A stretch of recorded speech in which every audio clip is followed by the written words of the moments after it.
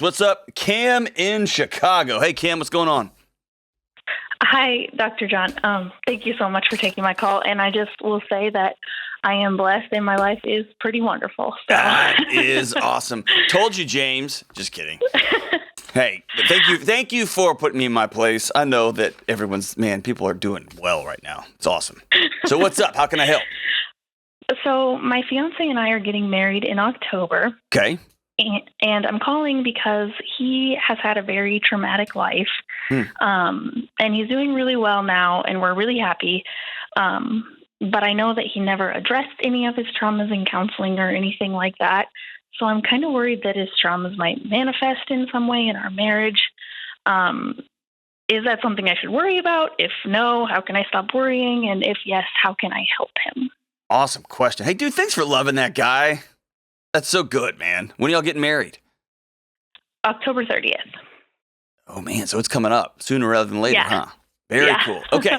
So what kind of trauma? Everything under the sky. So I've heard you talk about the ACE. Mm-hmm. ACEs. Scale. Yeah, that's right. And I looked at it, and I had him look at it with me, and I knew before showing it to him that he was going to be high on it because he's told me a lot of things. But what was his score? He's a 9 out of 10. Whoa. Yeah. Whoa. So everything under the sun, literally. Yeah. Wow. And he's an amazing guy, huh? Oh my gosh. Yes. He's incredible. So what would if you were telling a story about him, what would you attribute that connection between a 9 out of 10? So for those who don't know, the ACEs score, the Adverse Childhood Experiences Scale, I think it was developed by Nadine Burke-Harris, just a brilliant doctor. I think she's the Attorney General now in California. Not the Attorney General, I'm sorry, the Chief Medical Officer of California. Just an extraordinary practitioner, researcher. What an incredible heart. She wrote an awesome book called The Deepest Well. I recommend everybody read that book. But she came up with I think her and her team came up with the Adverse Childhood Experiences Scale. It's a 10-question scale, and it's simple. Like, were you in a house of divorce? Did anybody in your home go to jail? Were you ever abused, et cetera? And man, if you have a 9 out of 10, the predictive nature that you are going to have some major challenges, everything from cancers to strokes to heart disease to psychiatric issues, et cetera, is statistically through the roof, right? And then now you're calling me, telling me you're going to marry this guy and he's wonderful. So if you were telling this story, how would you attribute that? What would you attribute his wonderful character and nature to? Well, he always says that him and his siblings had a way of looking at the adults in their lives and like taking it as an anti-example. So that's sort of what he says. I'm not really sure. I mean, he met the Lord like last year and got baptized. So he has a spiritual foundation? Huge. Yeah. Okay. Yeah. Before that, he didn't at all. Like, he didn't even believe in God. So I've noticed like a really big change in him since then. Okay. So that's awesome. How old are you guys? He's 29 and I'm 27. Okay. Wow. Almost 30. Wow. So here's a couple of things. So if I love somebody who's got a 9 out of 10, it's someone who I'm married to, one of my best friends, I would look at that as highly predictive, but not prescriptive, and meaning not predetermined, right? So there is the recipe, all the ingredients are on the table for some challenges downstream, okay?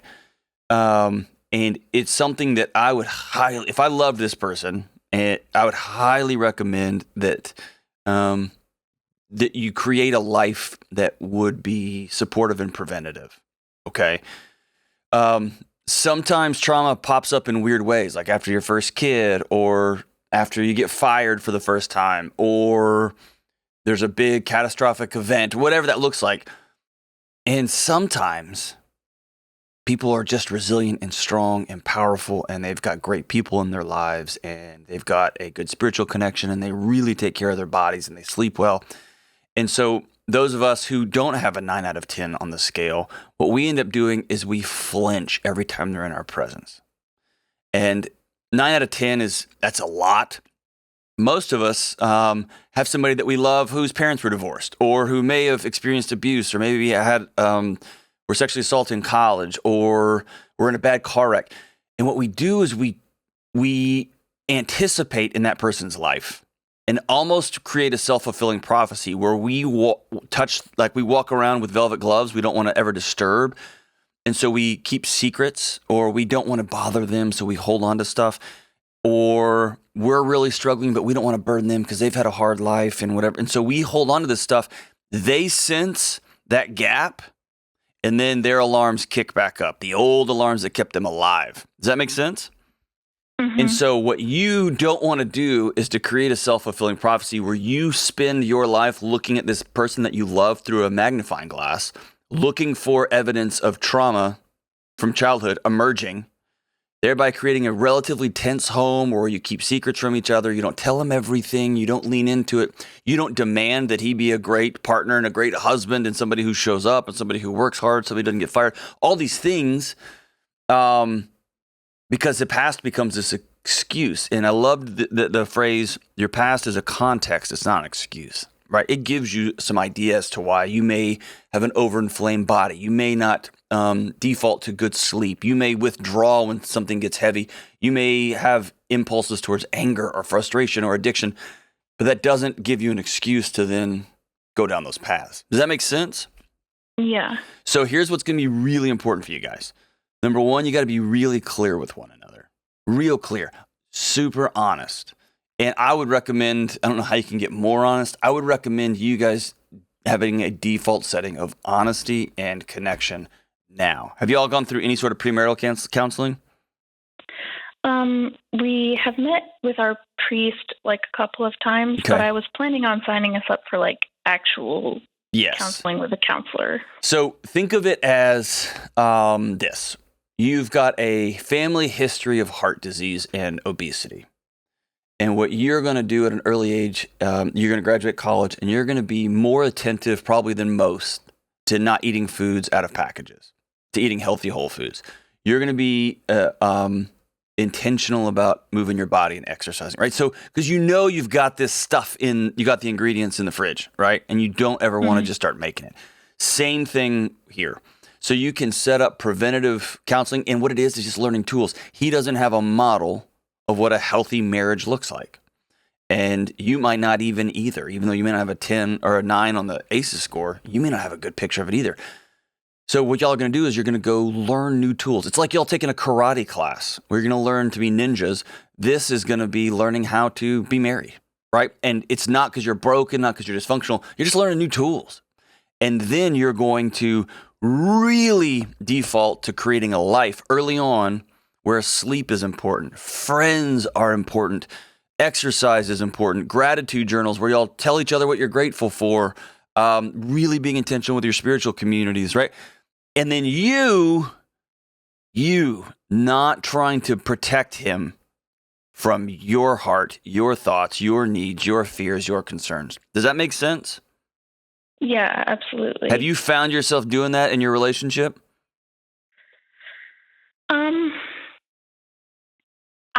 I don't know if I have been trying to protect him, but I would say that I sometimes do think oh, is this a manifestation of his trauma?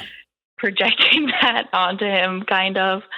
And do you see how that becomes a self-fulfilling loop? Yeah, absolutely. Where you project it and then he thinks, no, it's not. And now there's a gap. And then he goes back to some old habits to try to solve that gap, to which then you go, there's the trauma. And then the loop just gets bigger and starts spinning faster and faster, right? And so it's you trusting when you ask him, hey, you doing okay? And he goes, I'm doing awesome. That you go, great. And you don't start reading into that, right? Or if he says, I'm doing awesome. And then you can then say, you haven't come to bed the last 3 nights and you've been sleeping on the couch and you're playing a lot of video games. And since we have been to counseling and we know that withdraw is one of the things that sends you down a tough path, I feel you starting to withdraw from me, right? And that he can not respond in anger. You leave me alone. But he says, you're right, I'm withdrawing. And then y'all can be right in the middle of it. Does that make sense? Yeah. That way there's no projection. There's you being honest. There's he being honest. And y'all are just in it and moving on. Yeah, that makes sense. And to his credit, like, I should have said this earlier, but he really has done like a lot of work on himself, like trying to cultivate a lot of like awareness of what he does and, you know, sort of his toxic thought patterns. Oh, since this call's about you, really, I know you're calling about him, but really the call's about you. Yeah, he sounds like you can't have a 9 out of 10 A score and just dust your hands and shake it off and be like, hey, cool, I'm doing great, right? He clearly has put in a lot of work, which is to his credit. Don't superimpose your fears on him. Be honest with him. Put your fears out on the table and say, hey, I get nervous about this stuff. I want to know what some of your toxic thought patterns are and some of your default settings are so that if I see them, I'd love to be able to put them on the table and say, hey, this is making me nervous or making me scared. It's when you feel nervous and scared and you decide, oh, I can't bring this up. That's the recipe for disaster. Or you bring it up and he says, no, it's not. Then that's a recipe for disaster, right? But it doesn't sound like that's the trajectory y'all are on. I want you to have peace going into this, and y'all do the work up front when everybody's healthy, everybody's doing good. It's like going to the gym when you feel great, not waiting until you have the flu to start a workout program. But what a great heart. I'm so excited for you guys. Congratulations on getting married. After your wedding, shoot me a note that just says, hey, we got married. All is awesome here in Chicago. And Cam, we will be rooting for you guys. And for everybody listening, 2 big important takeaways. If you've got divorce in your life, if you've got, I'm filling in the blank here, family history of addiction, of heart disease, of whatever, of mental health challenges, and you're doing okay, you're doing well, set up a life while you're doing well that will buffer for when the hard seasons come, right? It's like building your house on a good, strong, firm foundation so that when the hurricanes come, and they will come, it doesn't blow over, right? You've got a strong foundation for when some of these things come back, right? Good for you guys. All right, let's go to Jared in Iowa. Oh, I just said 2 things. That was one. The second thing is don't project. Don't project your fears onto your partner. It'll melt them. It'll melt them.